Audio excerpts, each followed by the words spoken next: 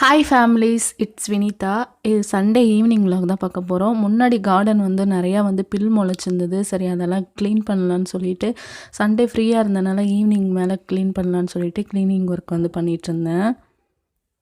ரொம்ப நாளாக க்ளீனிங் பண்ணலான்னு நினச்சிட்டு இருந்தேன். ஆனால் கொஞ்சம் டைம் இல்லாமல் இருந்தனால சரி இன்றைக்கி க்ளீன் பண்ணிடலான்னு சொல்லிட்டு களைக்கட்டை எடுத்துகிட்டு வந்து இந்த மாதிரி ஃபஸ்ட்டு பில்லெல்லாம் வந்து செத்திட்டு இருந்தேன்.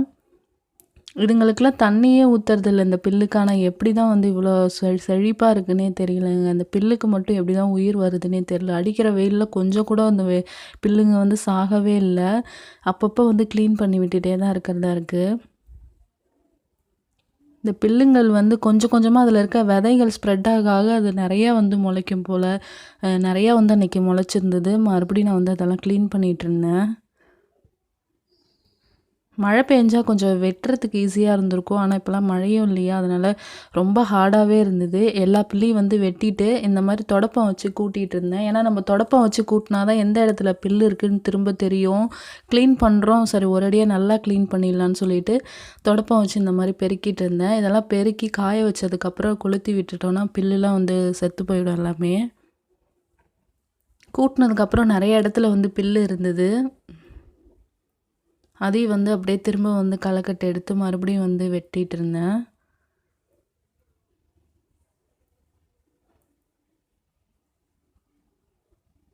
நம்ம வெட்டினதுக்கப்புறம் தான் தெரியுது நிறைய இடத்துல வந்து குட்டி குட்டி குட்டியாக நிறையா இருந்தது பில்லுலாம். அதனால் சொல்லிவிட்டு நமக்கு மைண்ட் வந்து ஏதாவது டிப்ரெஷனாக இருக்குது, இல்லை நீங்கள் ஏதாவது சேடாக இருக்கீங்கன்னா இந்த மாதிரி கார்டன் ஒர்க்லாம் பண்ணிங்கன்னா ரொம்ப வந்து மைண்டு ரொம்ப ரிலாக்ஸாக இருக்கும். கார்டனுக்கு தண்ணி விடுறது, இந்த மாதிரி கார்டனை வந்து க்ளீனிங் பண்ணுற ஒர்க்லாம் வந்து பண்ணுங்கள். ரொம்ப வந்து மைண்ட் வந்து ரொம்ப ரிலாக்ஸாக இருக்கும். இப்போ எல்லாத்தையும் வந்து கூட்டி வச்சுட்டேன். திரும்ப சின்ன சின்னதாக ஒரு கொஞ்சம் கொஞ்சம் பில்லு இருந்தது. அதை எல்லாத்தையும் பார்த்து திரும்ப வந்து எல்லாத்தையும் கொத்தி விட்டுட்டு இருந்தேன். பில்லு இல்லாமல் இருந்தால் தான் பார்க்கவே வீட்டுக்கு முன்னாடி வந்து ரொம்ப நீட்டாக இருக்குது. இதெல்லாம் வந்து எங்கள் அண்ணாவோட மேரேஜ் அப்போது கன்று தான் நாங்கள் வந்து கொடுத்துருந்தோம் செடிலாம். மீந்த கன்று எல்லாத்தையுமே வந்து வீட்லேயும் கொஞ்சம் வச்சோம். நிறையா வந்து எங்கள் வீட்டில் இருக்க நிறையா செடி வந்து பார்த்திங்கன்னா மேரேஜில் வந்து இந்த மாதிரி செடிங்க தான் கொடுப்பாங்க எங்கள் ஊர் சைடு. அப்போ அதை எடுத்துகிட்டு வந்து வீட்டுக்கு முன்னாடி நான் நிறையா செடிங்க வச்சேன் அப்போது. அந்த மாதிரி தான் வந்து நான் செடி வந்து நிறையா வந்து வீட்டில் வைக்க ஆரம்பித்தது. முன்னாடி செம்பருத்தி செடிலாம் வந்து வயல்லேருந்து பறிச்சிட்டு வந்து வச்சது. மழை சீசன் அப்போ வச்சோன்னா நிறையா வந்து செடி வச்சோன்னா சீக்கிரமாக வந்து நமக்கு நல்லா க்ரோத் ஆகி வரும். இந்த செடிங்களுக்கெல்லாம் கொஞ்சம் தண்ணி ஊற்றுற மாதிரி தொட்டி மாதிரி கட்டி விடலான்னு பார்த்தா, ஆனால் வெயில் அடித்ததில் மண்ணெல்லாம் ரொம்ப ஹார்டாக இருந்தது, வெட்டவே முடியல. நானும் ரொம்ப நேரமாக ட்ரை பண்ணி பார்த்துட்டு இன்னொரு நாள் எப்போயாவது மழை பெஞ்சதுன்னா பண்ணிக்கலான்னு சொல்லிவிட்டு அப்புறம் விட்டுட்டேன் நான்.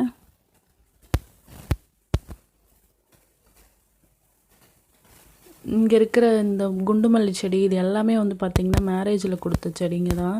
இது எல்லாமே வந்து நான் வீட்டுக்கு முன்னாடி வச்சுருக்கேன்.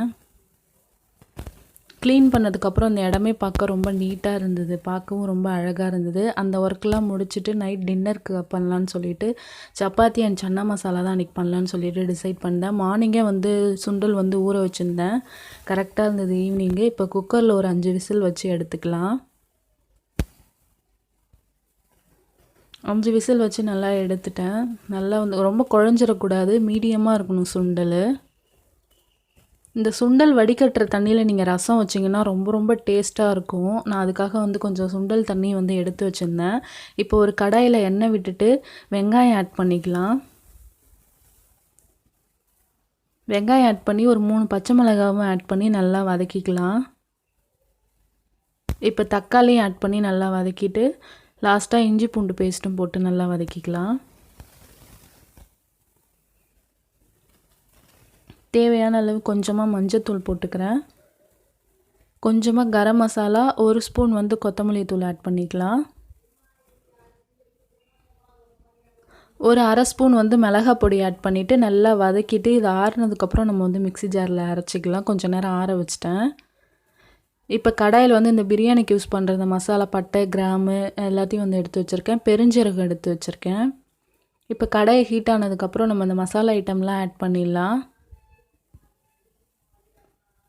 இது நல்லா பொரிஞ்சதுக்கப்புறம் ஒரே ஒரு பச்சை மிளகாவும் ஆட் பண்ணிக்கோங்க. இப்போ நம்ம மிக்சியில் அந்த அரைச்சி வச்சுருந்த பேஸ்ட் எல்லாத்தையும் முன்னாடி வதக்கணும்ல, அது எல்லாத்தையுமே நான் அரைச்சிட்டு வந்துட்டேன். இப்போ அரைச்ச பேஸ்ட் எல்லாத்தையும் இது கூட ஆட் பண்ணிக்கலாம். ஆல்ரெடி நம்ம வதக்கி தான் வந்து அரைச்சிருக்கோம். அதனால் ரொம்ப நேரம் வந்து இது வேக வைக்க தேவையில்ல. ஒரு 2-3 தடவை வந்து நல்லா மிக்ஸ் பண்ணி விட்டுக்கலாம்.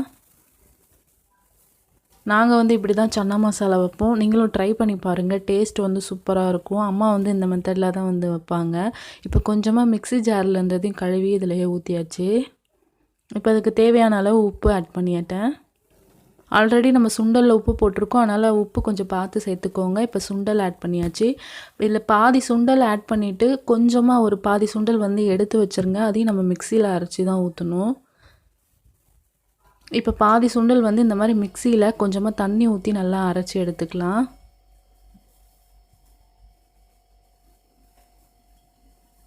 இது நல்லா கொதித்ததுக்கப்புறம் நம்ம கரைச்சி வச்சுருந்ததை வந்து ஆட் பண்ணிக்கலாம்.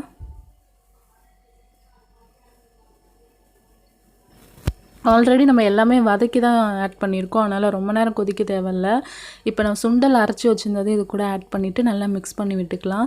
நம்ம சன்னா மசாலா வந்து சட்டுன்னு பண்ணிடலாம். நம்ம அதை வதக்கிறது மட்டும்தான். மற்ற டைம்லலாம் ஈஸியாக பண்ணிடலாம். இப்போ சன்னா மசாலா ரெடி ஆகிடுச்சு. இப்போ லேயர் சப்பாத்தி வந்து ரெடி பண்ணலாம். நார்மலாக நீங்கள் சப்பாத்தி தேய்க்கிற மாதிரி தேய்ச்சிட்டு உள்ளே நல்லா ஆயிலில் நல்லா தடவி விட்டுக்கோங்க. நான் லேயர் சப்பாத்தியை 2 விதமாக பண்ணுவேன். இன்றைக்கி வந்து இந்த ஐட்டம் தான் உங்களுக்கு வந்து நான் சொல்லி காமிச்சிருக்கேன். இன்னொரு வீடியோவில் வந்து எப்படி செய்கிறேன்னு சொல்லி காமிக்கிறேன். இந்த மாதிரி நாளாக வந்து ஸ்ப்ரெட் பண்ணிவிட்டு தேய்க்கலாம். இது வந்து எல்லாருமே யூஸ்வலாக பண்ணுவாங்க. அந்த மாதிரி லேயர் சப்பாத்தி தான் இது. நான் இன்னொரு மெத்தட்லேயும் வந்து லேயர் சப்பாத்தி பண்ணுவேன். அது நான் இன்னொரு வீடியோவில் வந்து உங்களுக்கு காமிக்கிறேன். இப்போ சூப்பராக வந்து சப்பாத்தி வந்து தேய்ச்சிட்டேன். தோசைக்கல்லில் வந்து சப்பாத்தி தேய்க்கும்போது ஃபஸ்ட்லேயே வந்து ஆயில் சேர்த்துடக்கூடாது. வெறும் தோசைக்கல்லில் வந்து ஒரு 2-3 தடவை வந்து இந்த மாதிரி திருப்பி விட்டுட்டு அதுக்கப்புறம் ஆயில் சேர்த்திங்கன்னா நல்லா இந்த மாதிரி ஃப்ளஃபியாக உப்பி வரும். எடுத்தோடனே வந்து நம்ம ஆயில் சேர்த்துட்டு சப்பாத்தி போடாதீங்க. வெறும் தோசைக்கல்லில் வந்து போட்டு 2-3 தடவை பெரட்டிட்டு அதுக்கப்புறம் ஆயில் யூஸ் பண்ணி சப்பாத்தி சுடுங்க. சப்பாத்தி வந்து அன்றைக்கி ரொம்ப ரொம்ப சாஃப்டாக சூப்பராக இருந்தது. சன்னா மசாலாவும் செம்ம டேஸ்ட்டாக இருந்தது. என்னோடய வீடியோ உங்களுக்கு பிடிச்சிருந்ததுன்னா மறக்காமல் சப்ஸ்கிரைப் பண்ணி சின்னதாக ஒரு லைக் கொடுங்க. எனக்கும் கொஞ்சம் மோட்டிவேஷ்னலாக இருக்கும்.